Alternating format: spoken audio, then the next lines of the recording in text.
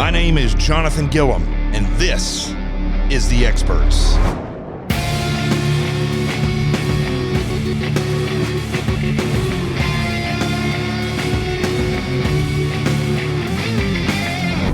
And it's great to be back with you all. I'm still on this quest. I'm going around the country speaking to different people, and I just got tired of being locked down in New York City by the communists that run that place. And so, if you didn't know, I've been out on the road now for a couple of weeks. I've been in Illinois, where I met with the Will County Republican Committee there and all the incredible people that are there, and then made my way through Arkansas, where my family's from, and then eventually I here to Arizona, where I got to speak last week at El Capo Pizzeria in Scottsdale. And it was an incredible time because the Patriots there in Scottsdale, the Patriots all over here in Arizona, they're no different than the Patriots in Illinois, or even the Patriots that you meet in New York or in Arkansas or everywhere else that I've been. But what really differentiates, I would say, Arizona and several of these other states I've been to, like Arkansas, is that people live free. They live freely. And that is the thing that I don't think that people understand, that live in these Democrat states, that live in these cities where the Democrats rule. I know you all see it. I know you all feel that, you're under the realm or the capture or the strong arm of these leftists. I know that you know that. And I know that the people that are in these freer states and these freer cities understand that as well. But I don't think that you understand it to the level that I've seen, because I'm driving around the country and because I'm meeting people. It's striking how much different patriots are when you meet with them in a free location where they can, for instance, carry a weapon if they just want to. I mean, it's already in the Constitution, but in Arizona, if you feel like, you know what, I need more protection, I want to carry a weapon, well, then you just pick one up. It's best if you train with it, but you just carry it. It's constitutional concealed carry. You don't see more people dying in here from people, law-abiding citizens, carrying weapons legally. It doesn't happen.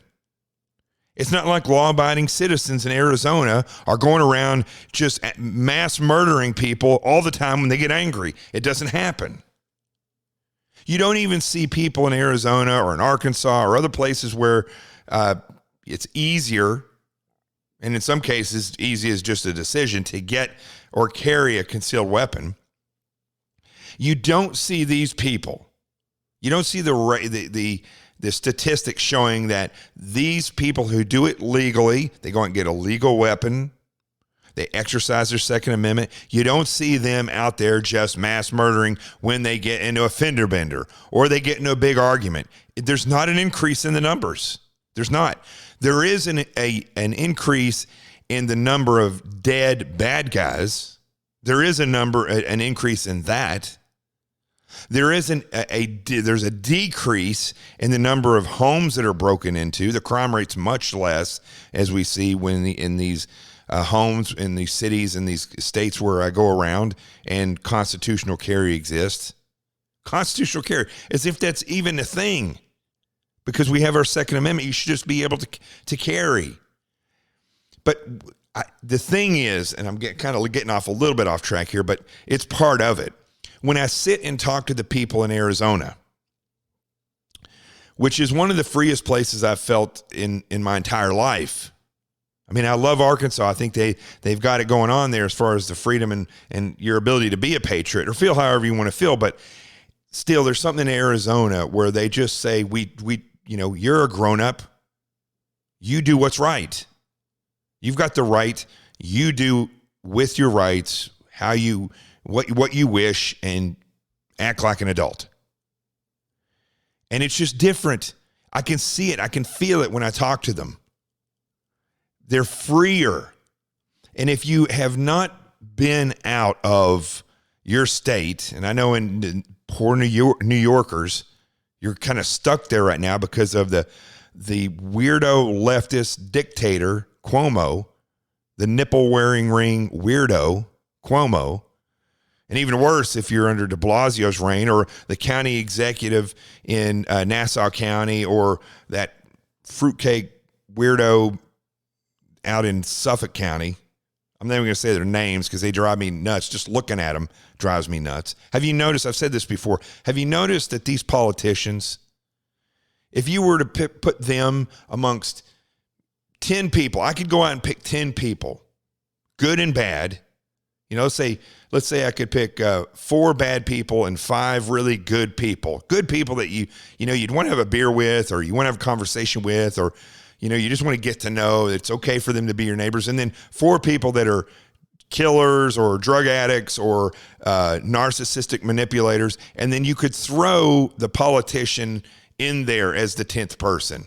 And I can guarantee you, if you have a brain on you, you would sit here and say, well, you know what? I could hang out with him or her. They look pretty cool. I like their mannerisms. But these other 5 people over here, that crack addict, that drug dealer, that narcissistic weirdo, the guy that we used to be in prison, and then that other dude. Who is that other dude?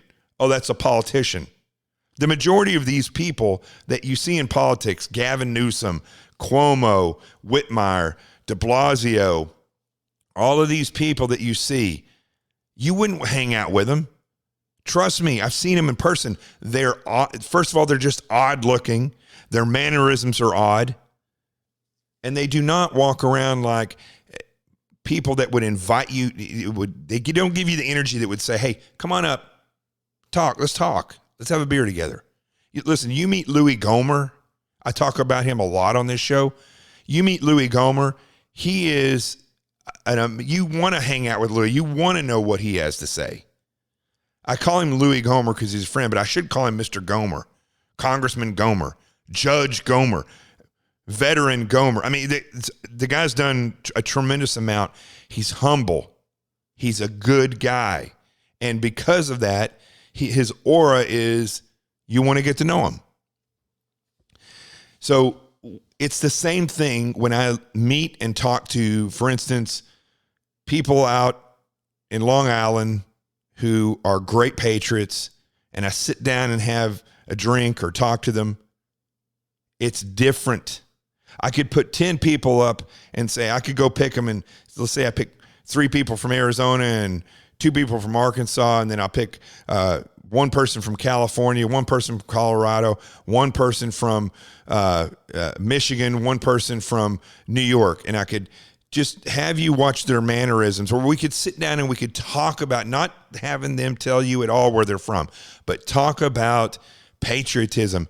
And you will see that the people that are patriots but live in one of these leftist controlled states or cities, that their posture about their patriotism is defensive, or as if they're being oppressed. I mean, they are being oppressed, but you can see it, feel it. You can understand it when you look at their mannerisms and the way that they talk about what they think about the Constitution. You talk about the Constitution to somebody in a place like Arizona or in Arkansas, and they talk about the Constitution as something that they embrace and they live it every day, and they feel absolutely free. When you talk to somebody from New York, it's always about the fact that they're oppressed. They can't carry a gun. They would like to carry a gun. We have the Second Amendment. I love the Second Amendment, but can't carry a gun in New York. I mean, it's striking, and I wish I could take you all with me as I go around, but it's become more and more apparent as I'm out here on the road meeting people from state to state. Illinois was just like New York. I've talked to people in Michigan. I've been down to Florida. I've been in Pennsylvania. Pennsylvania is this weird thing. It's like, it's almost as if people in Pennsylvania aren't quite aware that their freedoms have been wrangled away from them, but they know it because they don't like their governor. But at the same time, they're still kind of a little bit hillbilly, which I'm hillbilly, and they're still a little bit more country, but they don't realize that they're being subdued by the communist left. So I invite you, if you are in one of these states, let's say you're a liberal in one of these states, you need to ask yourself, what is freedom? Okay. How do you think freedom exists? How is it sustained? What really is, that's the first question you should ask, is what is freedom? Is it being able, is freedom knowing that the state will protect you? That's not freedom. You should realize that. Freedom really is, are you able to protect yourself? Are you able to achieve if you want to achieve? If you want to go to college, are you able to work hard and get the money to go to college? Do you want to do something else with your life? You want to drive and travel around all 50 states and work a small job from here to there? You can do that here. That's freedom. You want to dream about being something great? You can do it. That's freedom. You can then carry it out. Literally, in some of these states that I've been through, if you are born poor or in the inner city, you're being told that there's no hope. If you want to protect yourself, you're being told, no, that's not, you don't protect yourself. The government, we protect you. So it's something that I really do wish that I could take every single one of you around so that you can see not only the state of affairs in this country, but so that you could see the reality of where you live and the reality of what's happening to your constitutional rights, and how blatant it is when you leave these oppressive cities and states. It's blatant. So circling back around to when I was speaking at El Capo Pizzeria, great restaurant, great owner, the people are very receptive, and you can tell when you talk to them, they are considering what you're saying because they know they're the ones who are going to make the difference. They know that they can make the difference. Door to door, that's the other thing about what I see here that I haven't seen in other places. The Republican Party here is going door to door. They knock on doors here. They still talk to people. You're never going to see that in New York. I'm sure it happens some, but the amount of people in New York that are conservative that go door to door, it's slim and none, because you knock on the wrong door in New York City. These people are far left. The liberals are far left. And the people that are not, would consider themselves middle of the road, those people, they're not in the mood to hear it from you because they're being oppressed, because they're not happy with the way things are. It's just different. It's so different that if I could videotape this and show it to you, I just don't think that it's going to come out unless I explain it to you. You would be in more of an uproar, liberal or conservative, Democrat or Republican, if you realized what you could have. Now, here's the problem with all this, okay? This is the other thing that I've seen. The people in places like New York or in California, for instance, those are the two biggest producers of far lefties that there is in this country, those two places. There are other cities that produce those. Of course, Chicago does, San Francisco, but overall states, I would have to say California and New York produce more liberals, far left liberals, that are unhappy with the way that the government that they've chosen in their states, they're unhappy with the way that government is. So they flee there and they go somewhere like Arizona or Florida or Tennessee is being overran now. And they go there trying to get away from the oppressive government that they voted in. And what do when they get to these free states? They vote those people in there as well, because they're there in those governments. This is very perplexing to me. It's almost as if they are robots and they don't even understand what the heck they're doing. It really is like that. And when you talk to them, I remember being down in Florida, and I was at the VA down by West Palm Beach. I don't know exactly what city it's in, but it's down by West Palm Beach. And I was selling books there, talking to I didn't sell a lot of books. I mean, just a couple, but I was talking to these veterans. And one lady walked up, because, listen, that is like mini New York. West Palm Beach and that area around there, it's mostly New Yorkers. That's why there's no other place that Laura Loomer could ever get voted in or win a Republican primary besides maybe New York and definitely down there in West Palm Beach where she did, because they're New Yorkers and they're weird. Okay. I'm sorry if you live in West Palm Beach and you're from New York. Every single one of you, the mindset that you have and the way that you grow up, it doesn't reflect the rest of the country. It doesn't. And when you go somewhere like Florida, it's the same exact way. It's very interesting. When I first moved to New York in 2005 with the FBI, one thing that I noticed right away is that when we investigated groups, it would typically be determined by their race or their ethnicity. That's how people live in and around New York. It's little less now than it was, but it's still pretty close to the same. You know, Greeks live over here, Italians live here, Jewish people live over there. You have blacks that are living here, and you have Asians that live over there. I mean, it's still very, very polarizing. I don't want to use the political words of segregation or unsegregation. It's like because this isn't government forced. This is people living amongst their people.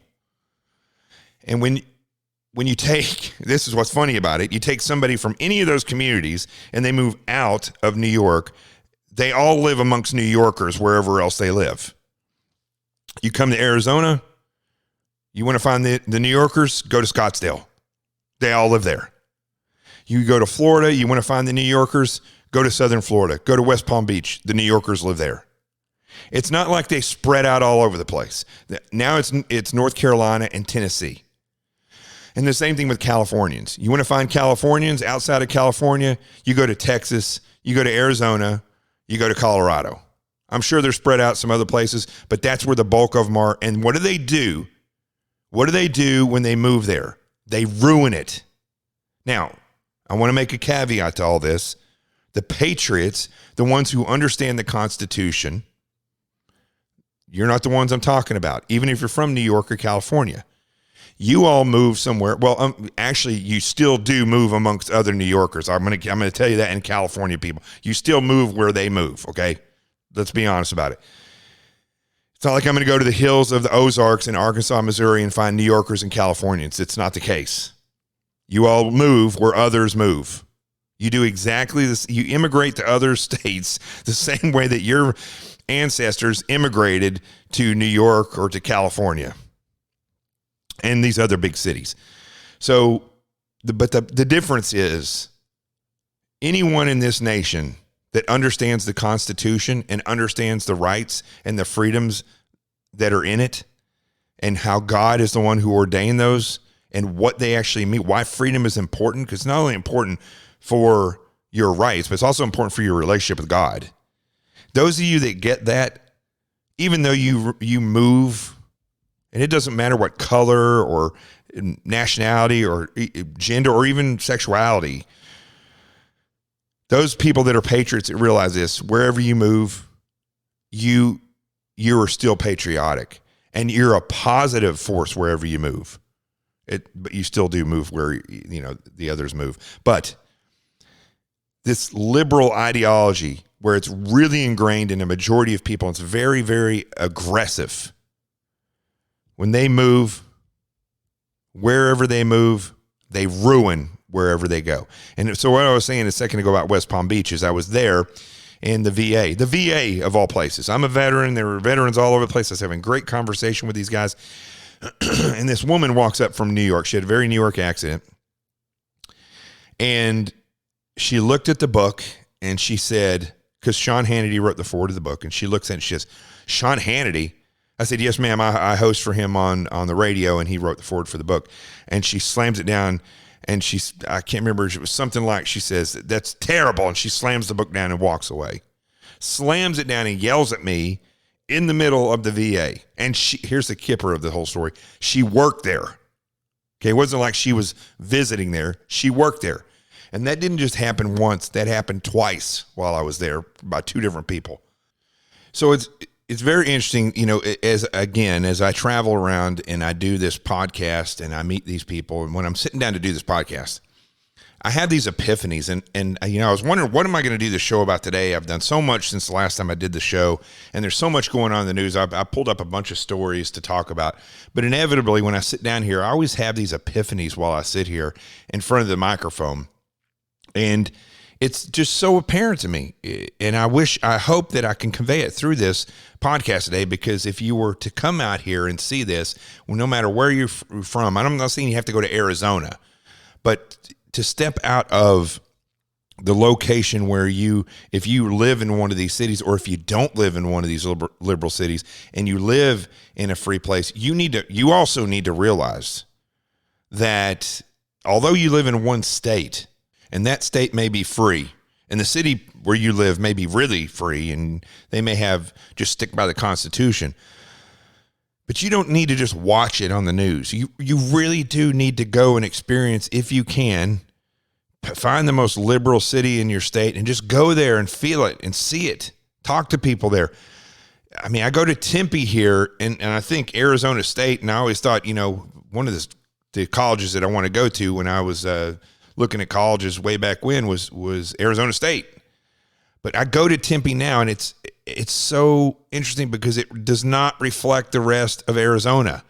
I immediately feel like, especially the closer I get to the university, like I'm in somewhere on the East Coast. You can just feel it. It's palatable. The liberal leftist ideology is just palatable. So as I'm here, and especially yesterday when I got to go to the Latinos for Trump conference, and I got to sit up, and I'm going to be honest with you. I got to get really close up to the front, and they had a table up there that had 1, 2, 3, 4, 5. It was like 10 people plus the president's 11 people, I believe, is what they had up there. And I was thinking to myself, this is going to be a long day. This is going to be a long day. I was at 12:30. The thing started at 2, and the president wasn't going to even show up until a little bit after that. And then all these people were going to talk, and I'm thinking to myself, this is going to be long because it's not a rally. This is supposedly a conference, a roundtable, and they're all going to talk about different things, and you'd be able to sit in the audience and listen. There's 600 people there.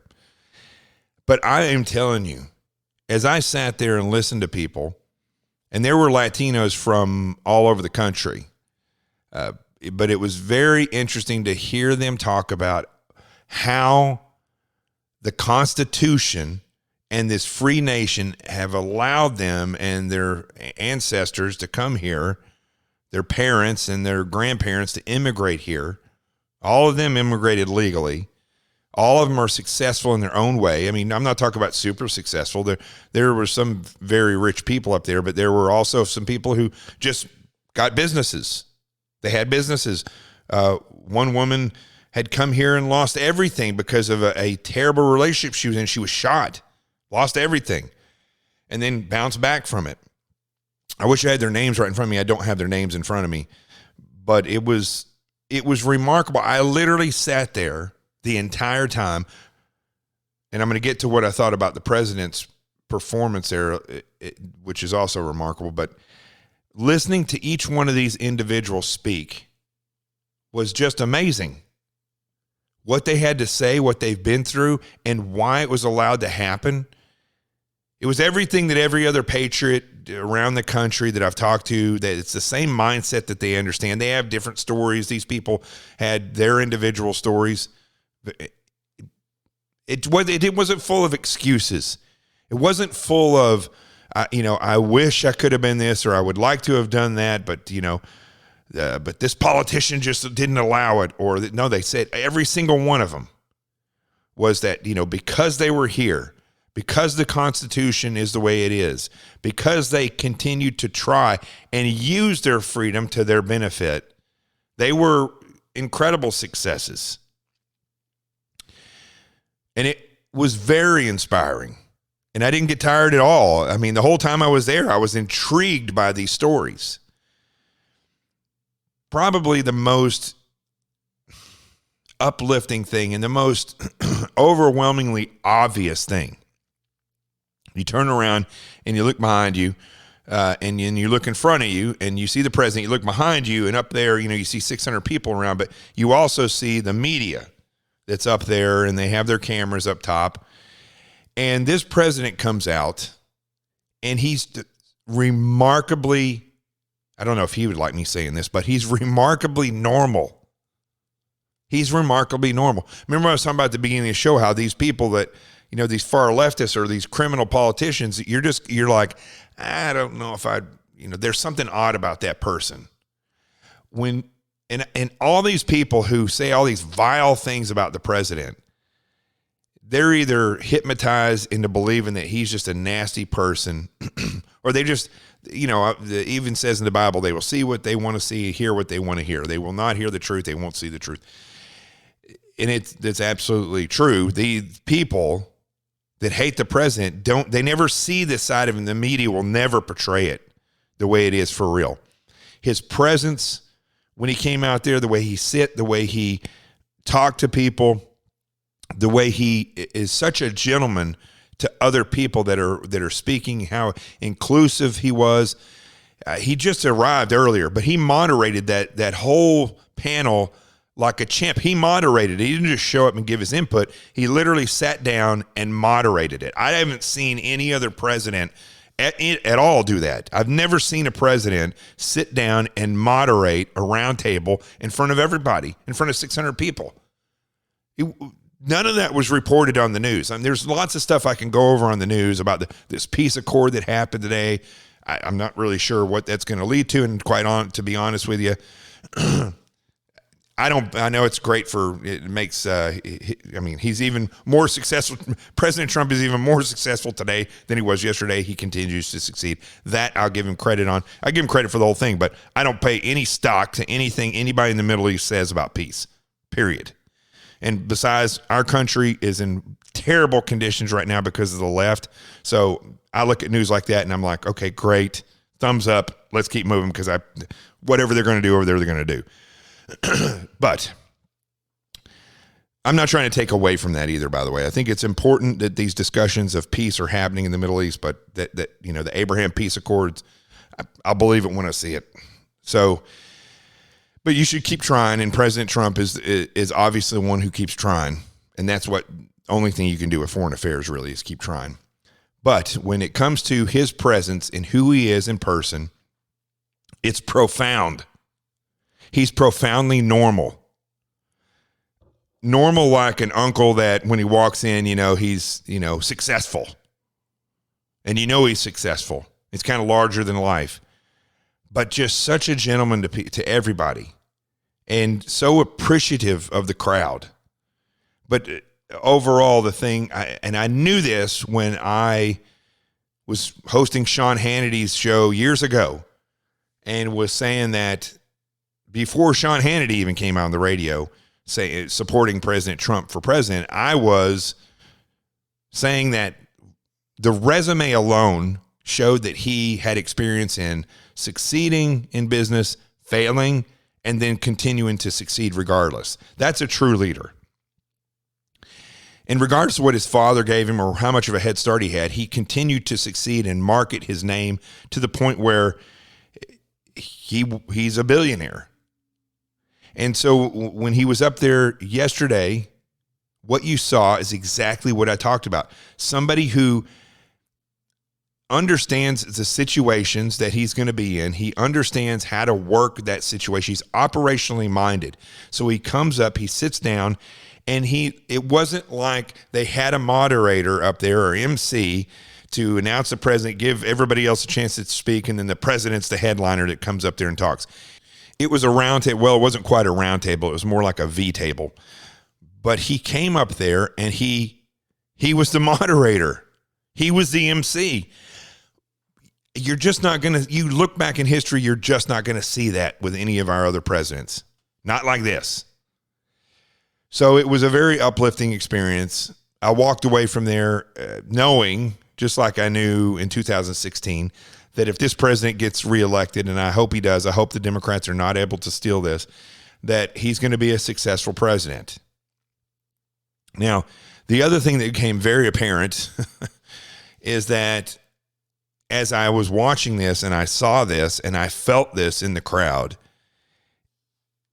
and again, not comparing it, but including this with what I've experienced traveling around and meeting all these people, speaking at all these locations, talking to people, listening to them talk about how they're worried and concerned. I knew this, but it really hit me home. If the Democrats are going to win, it's going to be through trickery into continuing to lie and convince the people who support the Democrat Party that the Constitution is bad, that Second Amendment is bad, that First Amendment means that your speech can be limited rather than your speech is free, that if you don't like somebody and that person thinks that you're wrong for that, which, you could be wrong, but it's your right to be wrong. They don't think that way.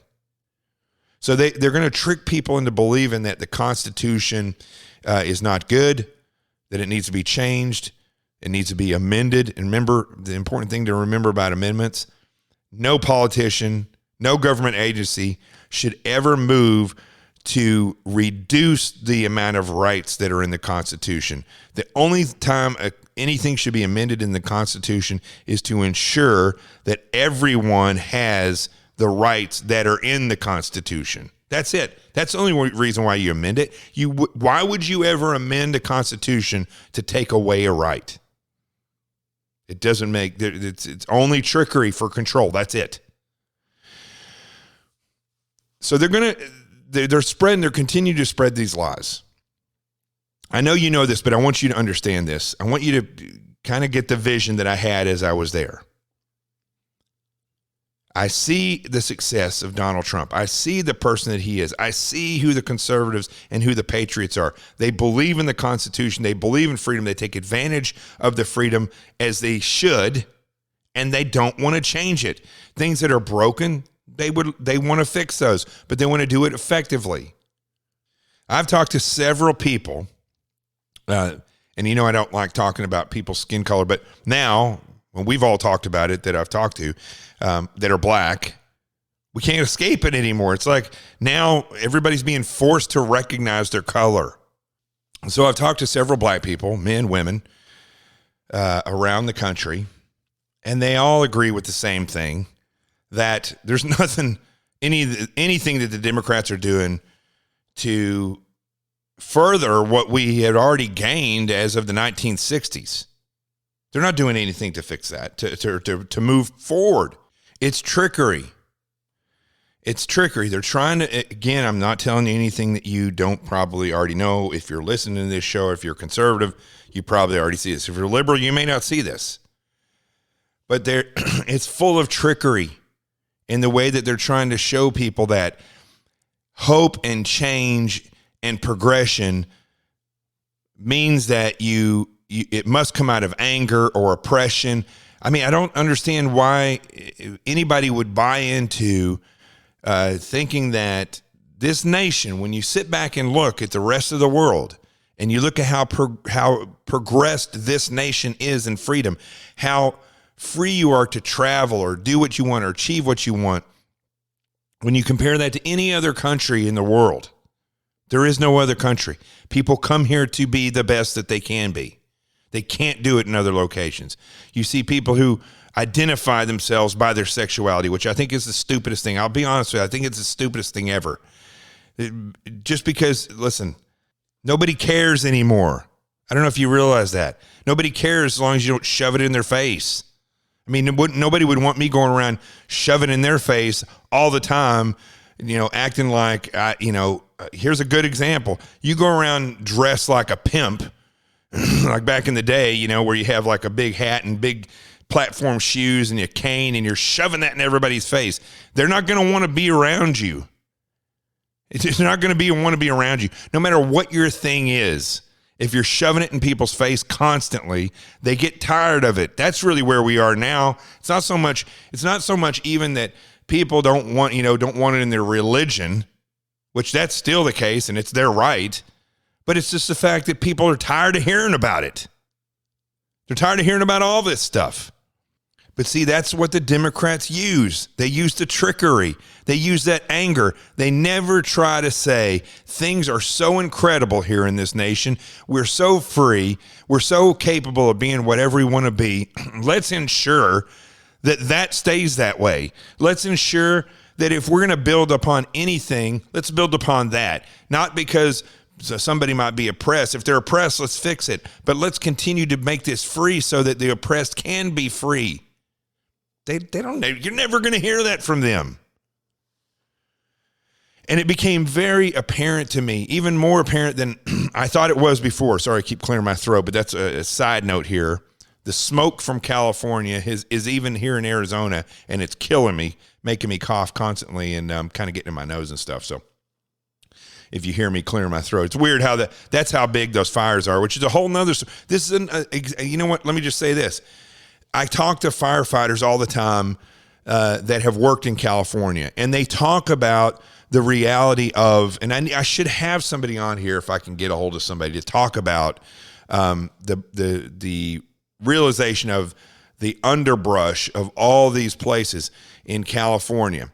And the liberals are the ones who have caused the underbrush to not be able to be cleared, because these environmentalists, they're really to blame for the size of these fires. They get worse and worse because they insist on either passing laws or regulations where you can't clear this stuff, or you can't do proactive burns where they actually go out and I keep getting deeper and deeper in this stuff, talking more. It go from one thing to the next, and I apologize for that. But if I see one more of these videos of what is obviously, because people don't even take the time to research what they're looking at, obviously a helicopter doing a controlled burn. They'll fly and they zap these things, and it causes sparks and flames to go down and start. They're purposely starting fires so they can clear some of these places and make paths where the fire won't jump. And then they go out and they put this stuff up there. I'm getting sick of these conspiracy theories, man. I'm not going to get into it again because it's nothing but a hassle dealing with these people. But I'm going to tell you right now, it's gone nuts with these conspiracy theories. They put videos up like that and say, I knew it. There they go, starting the fires, the government or the California, whatever. It's just nonsense. Research what you're going to put up there. And stop thinking that, no, I'm not even going to go into that. Stop thinking that Barr and Durham are going to save everything in the next 40 days, because they're not, okay? That's another thing that keeps coming out. So, but anyway, getting back to this brush fire stuff, it's just stupid. All this stuff could be cleared, that they could go through, but they won't allow it because they if it's not. Now they're talking about how the fires are caused by climate change. That's what Gavin Newsom and Kamala Harris were out there talking about. Climate change is to blame for these fires. But what's to blame for these fires is that they couldn't go out and clear these things because the leftists and their regulations, their environmental regulations that go completely overboard. You don't listen. If you don't want fires, don't leave the whole forest full of dead wood and twigs, and it's going to happen. It's a cyclical thing in this world where there's sometimes droughts, sometimes there's rainy seasons, sometimes there's volcanoes, sometimes there's earthquakes. And if you want to have fires, then let everything stay and rot and dry. That's going to cause fires. So this is the big trick. This is the big game that they're playing. And seeing what I've seen as I drove around, or I'm driving around, and getting to actually see the president speak. I stood next to him once at Fashion Week when I was in the FBI, him and Melania. But this was way, way before. This is like back in the mid-2000s, and I just thought, oh, that's the guy from The Apprentice. It's really cool. But seeing him up there and meeting these people has been very inspiring, and it shows me that the only way to defeat the American spirit is through trickery and through indoctrination, which we all know that. If you're listening to this show, I'm sure you know that. But I don't know if you realize the extent at which it's occurred. I don't know if you realize that. It's difficult. It was difficult for me to realize until I drove all over this country a couple times. And it's actually pretty frightening, because right now we're at a point where the election is going to happen in, 40, 50 days. And they are trying their hardest through trickery and deception and the loyal followings of people who've been deceived and tricked and brainwashed. They are going to try to steal this election. They're going to try. So one of the things as I've talked about on this show is I'm going around and meeting people now, and I'm listening not only to the people who are worried, everybody's worried, but I'm also listening to the people who have prepared themselves for this. And this is something that's deeply, deeply weighing upon me, is that there are many people that I meet that are very well prepared. But 3 people or 5 people prepared against a leftist government that may make its move eventually, will make its move eventually, it's not going to work. You'll have 5 dead people because we can't trust the Department of Defense to stay neutral. We can't depend on these leftist generals and admirals to do the right thing and support the Constitution. We've already seen that. Ask Eddie Gallagher about that. They're far left. We've seen it in that. And we're talking about the SEAL teams. We're talking about admirals in the SEAL teams that are SEALs, corrupted by the left. Obama worshipers, McCraven. Far left zealots who will go outside of the brotherhood and crucify a warrior for doing his job. Admiral Green, one of the dopiest looking dudes I've ever seen in my life. I hope I get to see Admiral Green one of these days.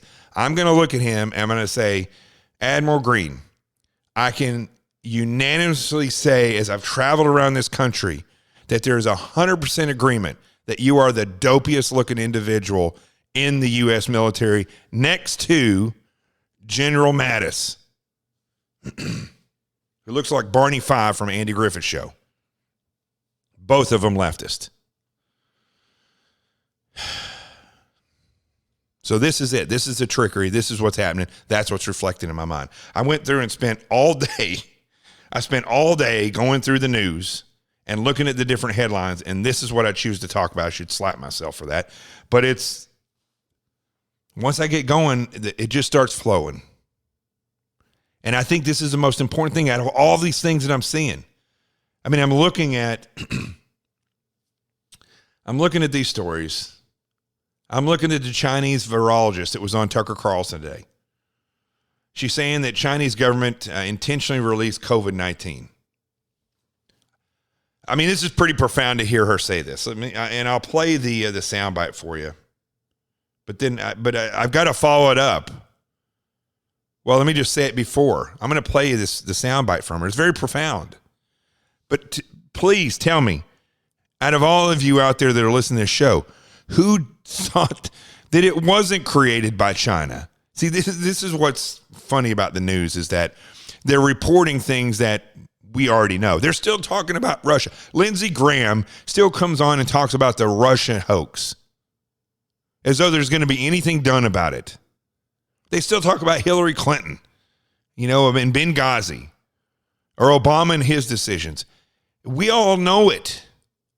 That's the thing about the media. You have to realize, like the Democrat Party, the media is full of trickery. And one of those tricks is to keep headlines going and make you think this is breaking news. Tons of people have talked to me about this tonight, about what this woman says, what I'm going to play for you. But please tell me, is this breaking news to you? Did you not know this already? And the fact is that it's being reported in the news. You've already known it. Why isn't the government acting on it? That's my question. Let's take a break real quick. We'll come back. I'm going to play that soundbite for you, and then you can compare and contrast what you already know with what she's saying. Is it breaking news, or is it just a little bit more information about the news that's already been told to you, or the way you see it? We'll be right back. Hey, this is Jonathan Gilliam. I want to tell you about my best-selling book, Sheep No More, The Art of Awareness and Attack Survival, and its 2 workbooks, the Threat Assessment and Defense Assessment workbooks. Why are these important? I'll tell you why. Because no other book out there will show you how the attackers look at you and then teach you the technique of building a target package on yourself, on your business, on your school, on your city. You could do it on all of them. You divide them into sectors and look at each sector from the attacker's point of view to understand who would attack, why they would attack, where it would happen, when it would happen, and how it would be carried out. Now, the book is broken up into two parts, the threat assessment and the defense assessment, and the workbooks go right along with that. So you read the book and get the understanding, and then you apply that in the workbooks. Now, along with those, for the kids, is The Adventures of Team Little Bigs, a parent's book for children. It's a book of pictures. There's no words in the pictures, but the security lessons, safety, and communication are all built in there. And then the parent or teacher goes to teamlittlebigs.com and gets the lesson plans on there and then applies it as the child is looking at the pictures. Now, you put all this stuff together, and what do you have? You have an aware family. You have a more aware community and a safer community. Listen, awareness is the greatest thing you can do. If you want to get a concealed weapons carry, you need to read this book so you can understand where you might have to use that gun and so you can avoid those areas. You want to raise great children, teach them awareness and security and communication skills, because ultimately, this is how you secure your homeland. Let's get back to the show.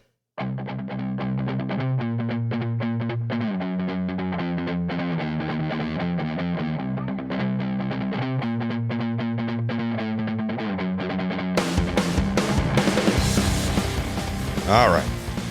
So as I was saying, now I'm going to play the soundbite from Tucker Carlson's show, and you can decide if it's breaking news or not. Now, again, I'm not faulting Tucker, and I'll say, I'll tell you it again. I'm not faulting Tucker saying that his show was just doing what media does and spinning stuff or whatever. This is very important news, but is it new news? Or are we just talking about the same things that we've been talking about for a long time, just with a little bit more information? The reason I'm criticizing this is because this is the way the trickery occurs, because in media, especially, because they just draw out information so that they can have a show every day. Listen, the hardest thing in the world for me to do is a show like this every single day, because a lot of the headlines are the same headlines that they were yesterday. So in order to come out here and give you something fresh, I go and dig into this stuff to help you understand the story behind the story. And this is the story behind the story. So let's play the soundbite. Li Mengyan is the virologist who says she has evidence about where this pandemic actually came from. We're happy to have her on tonight. Doctor, thanks so much for coming on. Hi, Tucker. Thank you. Thank you. I know that you've published some of your research. You're planning on publishing more soon. Give us, for a non-scientific audience, a summary of why you believe this virus came from a lab in Wuhan, please. Okay, briefly, from my first report, I can present the solid scientific evidence to our audience that this virus, COVID-19 SARS-CoV-2 virus, actually is not from nature. It is a man-made virus created in the lab based on the China military discovered and owned the very unique bat coronavirus, which cannot affect people, but after the modification, becomes a very harmful virus at now. So I have evidence to show why they can do it, what they have done, how did they do it. So what you're saying is much more sinister even than we've suggested on this show, than Tom Cotton, than almost anyone suggested. You're saying that the Chinese government manufactured this virus, if I'm hearing you correctly. That's what you're saying? Yes, exactly. Based on the virus genome, it's basically like our fingerprint. So you can see the very unusual characters in their genome, which clearly, based on the other evidence they left during the modification, we can say finally this is exactly the one come from their own special bat coronavirus and then target human. What you're alleging is shocking, more even than I anticipated when we invited you on. So I just want to ask the most obvious question, which is this genome presumably is in the possession of many researchers around the world. Why is nobody saying this if it's true? Yeah, why there is nobody want to say it is because of the big suppression come from the Chinese Communist Party government and also their friend in scientific world. So basically, this is very clearly that this virus is like Frankenstein. So he created those things like basically a cow has deer's head, has rabbit's ear, and also have monkey's hand. So they can never get it from the nature. And there were evidence left in the genome. But the scientific world also keeps silence, work together with Chinese Communist Party. They don't want people to know this truth. Also, that's why I get suspended, I get suppression, I am the target that Chinese Communist Party won't be disappeared. So that's Tucker Carlson's show on Fox News. And her name is Dr. Li Meng Yan. I believe I'm saying that. Li Meng Yan. And so here's the thing. As I was saying before, how many of you listening think that that's new news? I don't think that's new news. I mean, it's interesting hearing it from her because she's a doctor and she's talking about this very specifics of the virology of this. But listen, again, those of you who don't know this, I had coronavirus in April, and I've been saying this the entire time, is that it doesn't seem like it's normal. I had the flu in January. When anybody who goes to SHOT shows, more than once is probably going to get the flu. It's horrible what you come back from that place. Vegas is terrible. They should be sprayed all the time in Vegas. But you come back from that with the flu. The flu stays with you for 2 weeks, and you're tremendously sick when you have the flu. And there's no let up. You're just sick for 2 weeks. And then it starts to taper off. But with this virus, it was different. It didn't follow a pattern like the flu does. It had weird symptoms that would pop up here and they would pop up there. Some people would lose their taste or smell. Some people would just lose their taste. Some people would lose their smell. Other people, it wouldn't affect that. Some people hardly have anything at all. Some people die from it. All of us that I talk to have had hot flashes that are beyond belief, where you feel like you're being cooked, but you take your temperature and it's 99 degrees. Diarrhea, a cough, chest congestion. Most of us have had that, but it's not continuous the entire time. Many people that I know that had it, like myself, had good days and bad days. Some days of extreme fatigue. Sometimes it went on for several days. Also, I was sick for a month versus sick for 2 weeks with the flu.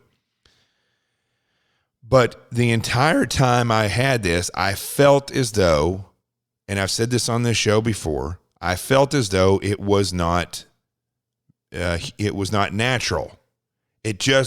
And now, even now, when I get everywhere I've been injured, whatever joints are there, or wherever I've broken a bone or something, the pain comes and goes tremendously. You know, the entire time I'm sitting there yesterday in watching the president and all these incredible people up on the stage for the Latinos for Trump, my neck felt like somebody was hitting me with a sledgehammer. Today, nothing. So it's not natural, and I think most of you that haven't had it, I hope that you believe it's real, because it is real, but I don't think it's deadly on the level that they've made it out to be. I don't think it's as deadly as they say. I think it's killed 190,000 people, half of which most likely died in retirement homes because they got a viral load, which she doesn't talk about this, but I think based on my investigative analysis, again, I'm not a doctor, but by looking at this and understanding who dies from it, almost all the stories that I've heard of people dying from it is that they got a tremendous viral load. They were put in a location where somebody was sick, and they got a lot of the virus loaded into them, which I honestly didn't know about until this came out, and talked to Dr. Lucarini, who I'm going to have to talk to since I'm in Arizona, and have him on the show to talk about this stuff. But I believe people get different levels of viral load, and that's what makes the difference. That's what my analysis have shown me, looking at the different and listening to the different stories and actually having had it. So the news likes to make things sound like they're breaking news when we've all thought what she's telling. Tucker acts like it's, and he may be surprised by it, but it's no surprise to me. I've heard people already talk about what she's saying, but they're going to make it into breaking news. which I think it's important news. I'm not putting down Tucker or this interview. I think it's great. I thought it was great, but to me, it's stuff that we've already known. So where am I going with that? That's what they do. That's the way the media plays it out. And when I'm listening to this and I'm getting all these emails and texts from people talking about this, the thing I keep thinking about is that here we go down this road again. We're talking about this disease.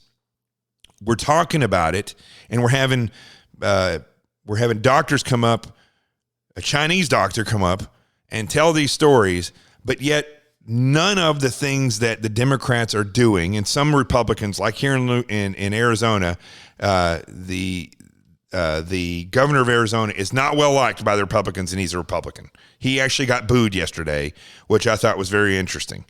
And he's another one of these people. I don't know him. Actually, I don't know him, but I had no urge to go have a beer with the guy. I put it that way. Same thing what I was talking about before.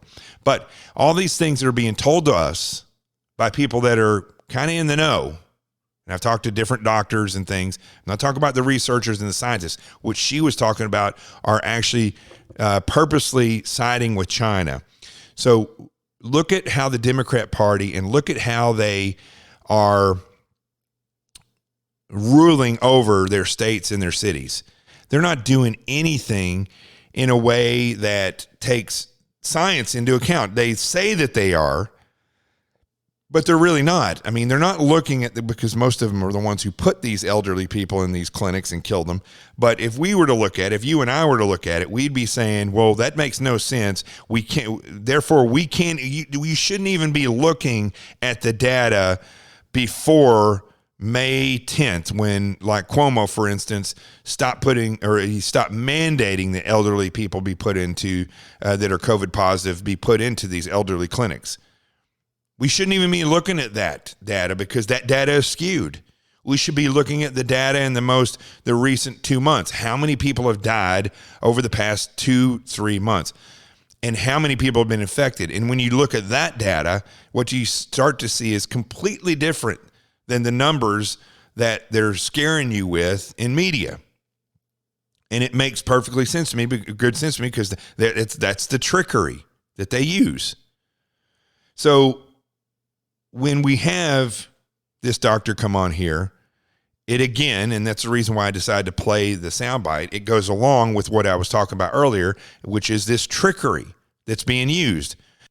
Going right along with this trickery is the voting process. They don't want you to vote in person. They're not going to set something up where you have, they could take a month to have you vote in person and let give every person, you got to come here within this 10 minutes of this day and vote. Otherwise you don't get to vote. Why in the world would you ever put voting in the hands of something like the mail, where it's going to be given to people that have no background checks? They have no security clearance to be carrying something as important as a voting ballot, and you have no idea where it's going to go. That's where manipulation happens. That's where the forged votes and the fake people that are dead already or whatever, that's where these types of things occur. The only reason why that's being pushed is because of trickery. And this woman who's a scientist who comes out, who's a doctor and says these things, none of that stuff is being looked at to see if it is even real so that we can vote. They're not even considering that. There's Democrat and Republican governors that aren't even taking this into account. The data, as I was talking about before, after all the COVID patients that died in the elderly clinics, they're not even considering, let's just put that aside. Let's determine if we can actually have people come and vote. Or do these businesses have to be shut down and shuttered? Can we allow people to eat inside or get something and eat it outside, which in New York, they're trying to stop all that. It's all trickery, all of it. And again, as I sat there watching the president, as I've traveled all over the place, the other thing that is just so apparent to me is that I just don't believe that people, even though they're angry and they're scared and they see something is happening, they don't understand that it's trickery in a way that they could stop it if they wanted. If the American people wanted to stop something, they could. Let me give you an example on a micro scale, okay? This isn't the American people. This is law enforcement, okay? But it's a perfect example of how the American citizenry gets caught up and forgets that they're the solution. This weirdo comes and does an assassination attempt on 2 officers in Compton, in L.A. And let's not sugarcoat it. Compton is not a good place. It's violent. Parts of it are just absolutely destroyed. It's always been that way. It probably always will be that way because nobody's attempting to change anything. Drug use is out of control. It's just a there's a video on that where some guy was recording when the shooting actually occurred, and the neighborhood that comes out is screaming profanities, saying stuff like Black Lives Matter and just saying the N-word all over and over, and literally having a celebration because those 2 cops are falling out of their cars. They're not even going over there to help them. The stark thing that hit me was when all the other law enforcement officers showed up flying 100 miles an hour. There must have been 20 cars show up, and they, you can see them over there working, the guys screaming and laughing and filming it. And it kept dawning on me, when are we going to update the tactics of law enforcement? When are we going to start realizing that you put 2 people in a car and they put their head down, they can be a target? When are you all going to start realizing that in law enforcement? Well, it's the same thing in the American public. Okay, cops think, and a lot of times, I was one. Okay, you strap your body armor on, you got your gun on your side and your badge. You, even in Compton, you get into this ritual where you forget to look up, or you park in a certain location and you're doing your reports or whatever, and you put yourself in a vulnerable state. You put yourself in the exact state you would tell civilians not to be in. And somebody walks up and shoots you. And then the cavalry comes. That is not good tactics, and we need to advance those things. Well, it's the same thing with the American people. All right? You keep talking about how dangerous the left is, how dangerous and full of trickery and deceiving leftist, Marxist, communist ways that the Democrat Party is. Everybody keeps saying that. I've been yelling it for over 6 years. But still, we put ourselves in this position. Had the same people, all of the same people that voted for Donald Trump in 2016, went out in the next election and ensured that all Republicans across the board at the local, state, and federal level were elected in congressional positions, governors, mayors, school boards, everything. If you had ensured that the same people that went out and voted Donald Trump into office, this country would not be on this downward slide. It just would not be.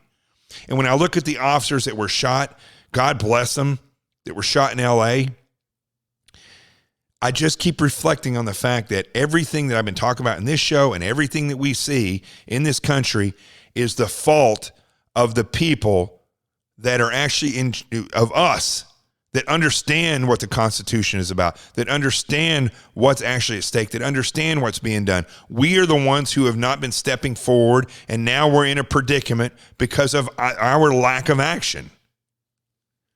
And when I see the cops get shot, it's the same thing.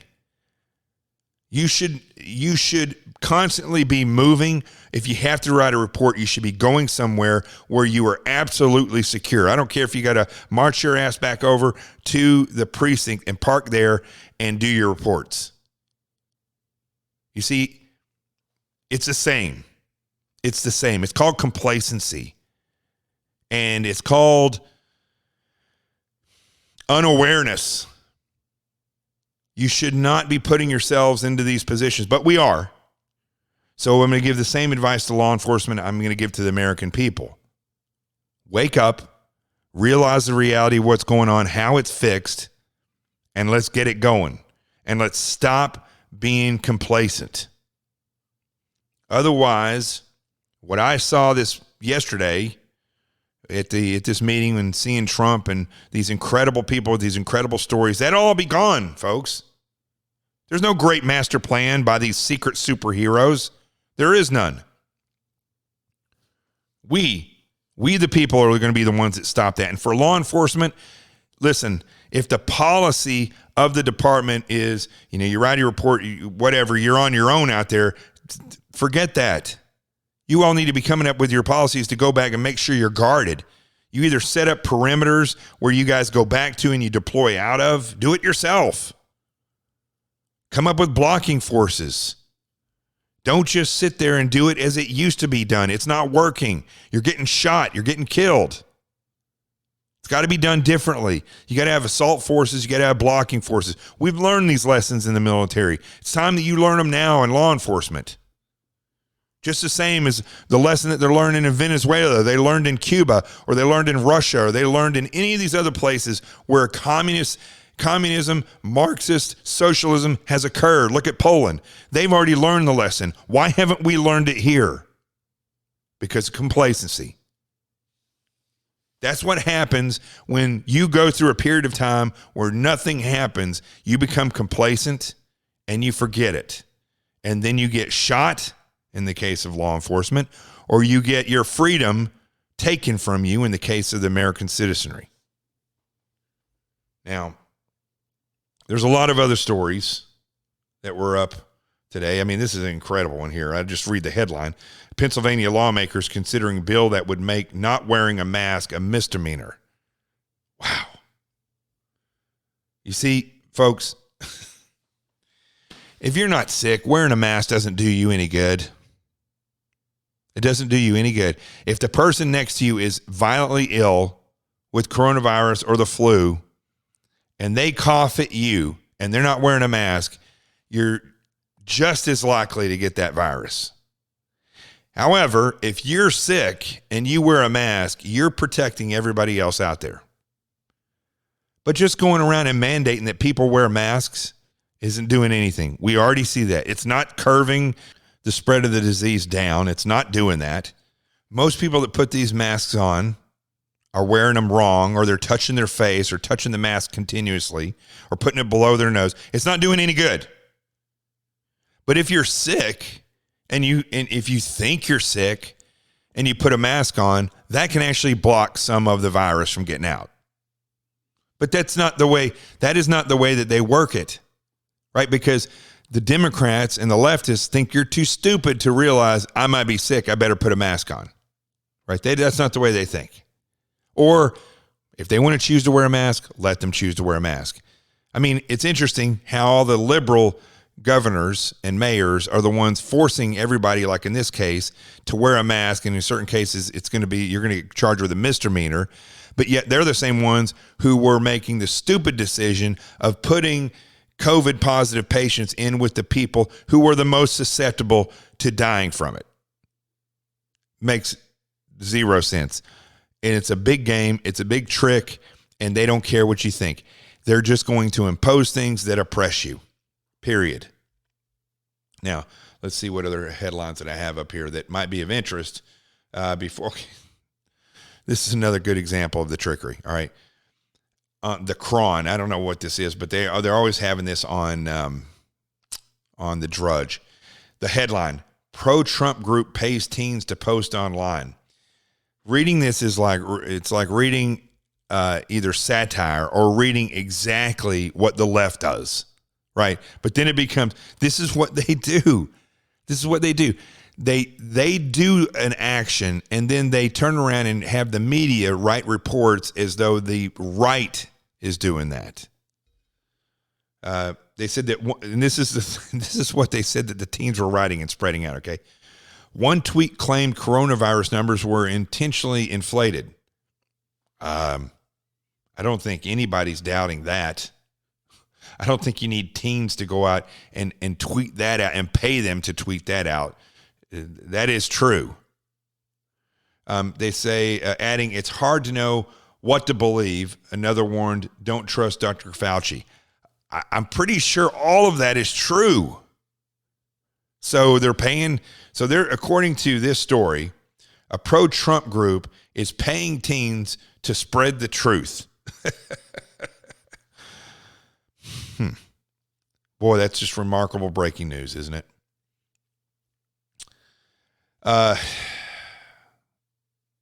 Carl Bernstein. Please, Carl Bernstein, just, you're so old. It's time to let nature take its course. You need to go away. Carl Bernstein is nothing but an echo in the echo chamber. He is nothing but a propaganda machine. The crap that spews out of that guy's mouth, and then listening to Anderson Cooper shake his effeminate head up and down, is agreeing with him. I don't know how people believe this stuff. They're either brainwashed or just plain stupid. Here's a question I got for everybody out there. What is with the Marines turning into leftists? What happened to the Marine Corps? I've heard in my travels now of 3 or 4 Marines that were higher ranking. I'm not talking about generals. I'm talking about like colonels, or I don't know if I heard any enlisted guys, but colonels or somewhere around there, 06, 05, 06 is in the Marine Corps, that are now out and they're leftists. What is going on? What is going on? But anyway, Carl Bernstein said that he pulled no punches. This isn't today. This is day before yesterday. Pulls no punches in his condemnation of President Donald Trump, labeling him as a homicidal president for the choice to restart indoor, mostly maskless campaign rallies. So he's calling him homicidal. Even though Carl Bernstein and CNN and all the left, when it comes to the riots and the protests, not only do they not have anything to say, but they completely sidestep the fact that they're not wearing masks in most of these, and saying that, listen, it's very important that these people are allowed to exercise their constitutional rights to protest. Trickery and lies. What is this one? Let me look at this one real quick. I don't want to end with this one yet, so I'm going to come to that one in just a second, because you know what? Actually, I'm going to save this until tomorrow. This is about billionaires who wanted a billionaire that wanted to die broke is now officially broke. Yeah, right. So I'm going to talk about that one tomorrow, because that's a good example of the nonsense that a lot of the rich people believe when they talk about philanthropy. I'm going to bring that up tomorrow. Okay, I'm going to go ahead and talk about this. This is one of the funniest things I've seen in television in many, many, many years. This is one of the best bloopers although I guess it's a blooper. I don't know if Jim Cramer from CNBC, I don't know if you know who Jim Cramer is. He's the big loud guy. He's got all those beeps and buzzers when he does his show, Bulls and Bears, I think is what it's called. He was on today with Nancy Pelosi, and just listen to what he says. He tries to blame this on President Trump, but I don't know where this came from. Madam Speaker, I'm listening to you, and 3 days ago you told CNN that you were optimistic about a deal. I am. Really? I mean, I thought I'd take it right off the table right here at this very minute. You got Mark Meadow go and say he was the skunk at the party. He didn't really, he's got in the way between you and I think Secretary Mnuchin. I mean, what deal can we have, Crazy Nancy? I'm sorry, that was the president. I have such reverence for the office, I would never use that term. But it is hard, you just did. Isn't it? Oh, come on. But you just did. You know what I mean. You know I what know I what you mean. mean. The I reverence do. I have I do. for the office is so great that I think it's a travesty to ever call, look, you spent Well, your you know whole what? life in public service. Let me just say this. Anything the president said. I can't even watch that without, that is so cringe-worthy that he did that, and he looks like in his face that his career is over. I don't even know, did somebody write that on the teleprompter? How did that accidentally come out of his face? Because at first I thought, maybe this guy's a conservative and he just took a punch at her. But looking at his face in the video, when he calls her this again, let me play it again. Such reverence for the office, I would never use. I mean, what deal can we have, Crazy Nancy? I'm sorry, that was the president. I have such reverence for the office, I would never use that term. But it is hard, But you just did. isn't it? Oh, come on. But you just did. You know what I mean. You know. I have no clue what he means. Oh, my Lord. That was the absolute dumbest thing I've ever seen on television, ever. I mean, it was great. But, oh, my Lord, when I watched that today, I was literally rolling around on the floor because I just could not believe that he said that accidentally. And first, I just thought that was the greatest but cringeworthy thing next to the governor of Arizona being booed yesterday in front of the president. That was pretty cringeworthy. This actually just blew that out of the water. This was incredible. Anyway, listen, I think on that note, we'll go ahead and call it a day. And I will see you tomorrow to talk about a little bit about this fake philanthropy that's going on around the country and who it actually benefits most of the time. And we'll talk about that tomorrow. Now, I want you to think about something. As I've been saying, as I travel around this country and I'm meeting people, black and white, men and women, gay and straight, all of these people that I meet, they understand that something's happening in this country.